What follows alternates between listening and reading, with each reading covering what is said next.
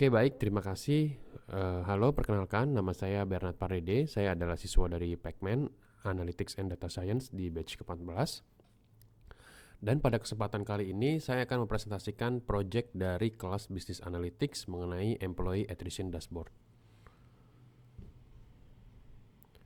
Dan ini adalah beberapa outline yang akan saya presentasikan pada kesempatan kali ini.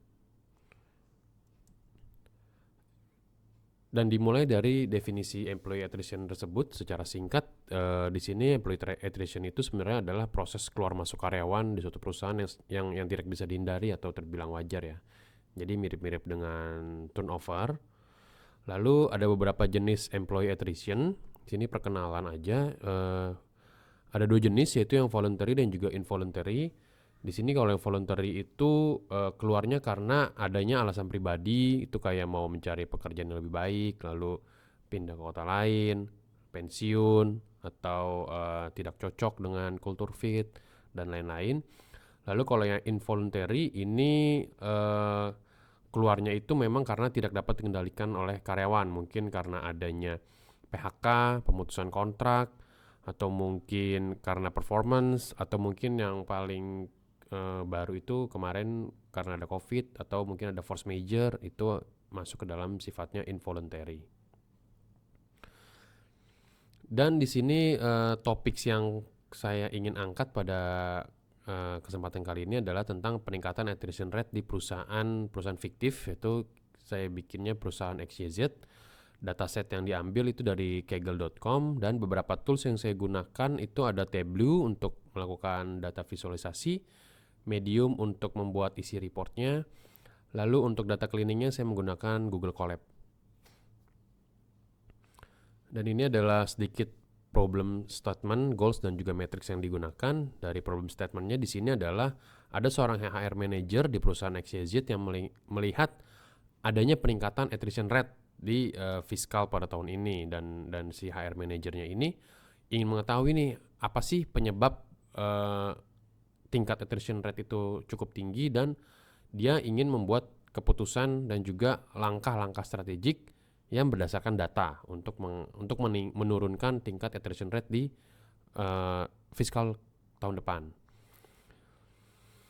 Dan beberapa matrix yang dipakai di sini kurang lebih ada 3 cluster matrix, yaitu staffing, performance, dan juga training matrix. Dari data yang disediakan di sini saya menggunakan ada attrition rate, attrition count, active employee, performance rating, satisfaction perspective, salary perspective, dan juga dari training matrix di sini cuman hanya ada satu, yaitu training time last year yang disediakan oleh datasetnya. Lalu dari dashboard user flow-nya di sini, dari business problem dan juga solution statement, di sini case study-nya adalah saya sebagai data analis baru itu ingin membantu dalam permasalahan yang ada dengan melakukan pengolahan data gitu. Jadi nanti si data analis baru ini akan membuat visualisasi berupa dashboard untuk membantu user dalam membuat keputusan terkait masalah yang ditemukan gitu. Nah, sehingga solusinya itu bisa membantu si HR manager tadi membuat keputusan atau strategik berdasarkan data yang disajikan oleh si data analis baru tersebut gitu.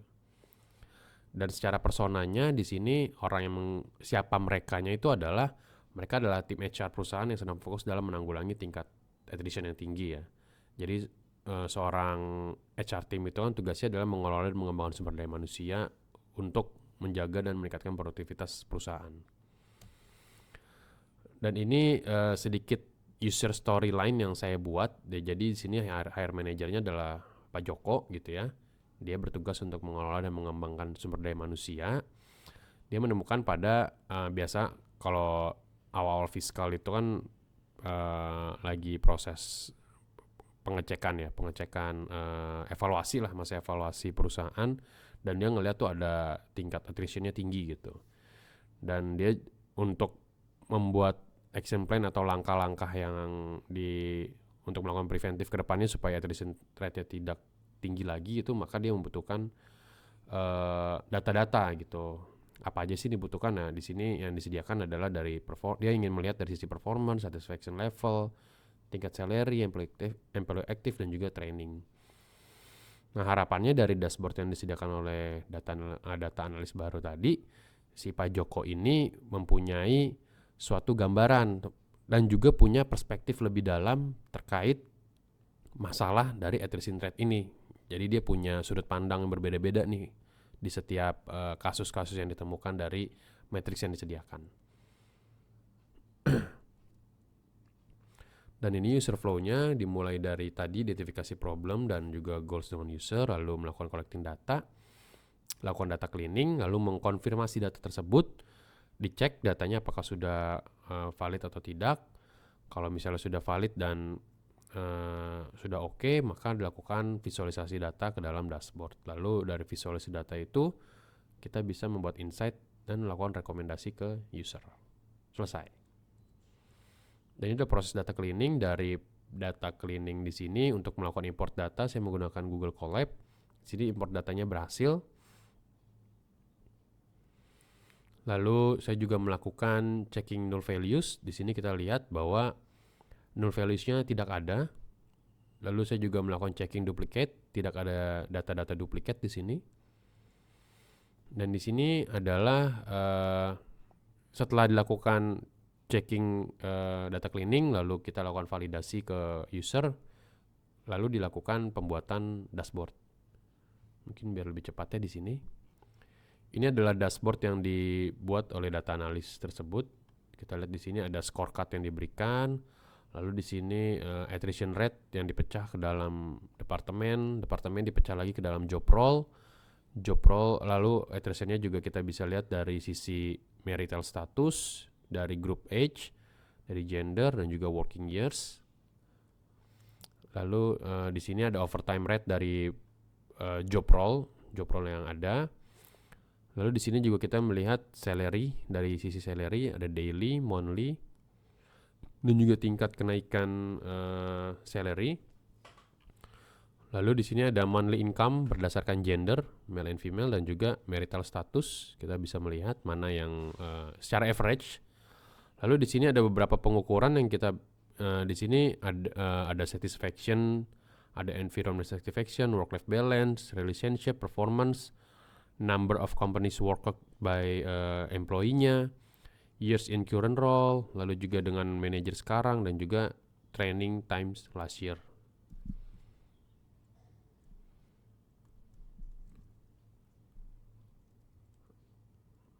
Lalu kesimpulannya dari dashboard yang diberikan bahwa attrition rate perusahaan saat ini berada di angka 16,12%, di mana secara benchmark industri yang yang standarnya itu ada di 10%. Dan karyawan yang berada di rentang umur 20 sampai 29 dengan masa kerja 0 sampai 3 tahun dan juga status single, itulah adalah karyawan yang memiliki attrition rate yang tinggi gitu.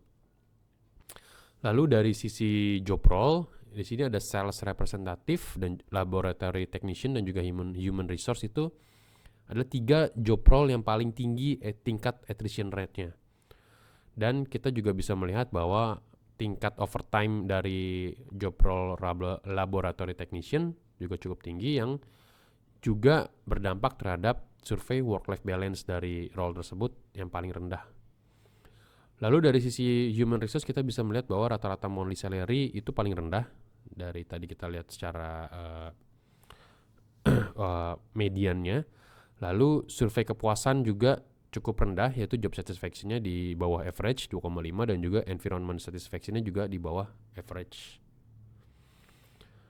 Dan solution yang bisa diberikan di sini itu adalah perusahaan perlu untuk mereview budaya kerja dan serius dalam mengatur proses seleksi dan rekrutmen hingga ke pelaksanaan orientasi karyawan agar proses adaptasi dan kultur fit perusahaan dapat sesuai dengan karyawan-karyawan generasi Y dan Z. Karena tadi kita lihat bahwa karyawan yang keluar itu dia ada di age group 20-29 dan juga rentang kerjanya itu nggak lebih dari 3 tahun yang cukup tinggi. Jadi kita bisa mengasumsikan bahwa berdasarkan data karyawan generasi Y dan Z ini yang paling tidak betah gitu di perusahaan. Jadi mungkin adanya ketidakcocokannya terhadap budaya kerja atau proses adaptasinya itu tidak bagus, jadi dia tidak tidak mampu beradaptasi terhadap lingkungan yang baru gitu. Lalu membuat program standarisasi ini untuk karyawan sales. Jadi banyak karyawan sales yang memang turnovernya cukup tinggi, ya mungkin karena ada tekanan target yang cukup tinggi ya, tuntutan untuk mencari revenue di sini sangat tinggi. Namun harapannya sales baru ini dia langsung diberikan bisa membuat program standarisasi training, terutama pengenalan produk knowledge, agar sales yang baru ini bisa mengenal produk mereka sehingga dia bisa menawarkan produk ke customer, dan juga yang paling penting adalah untuk menjaga customer untuk jangka panjang gitu.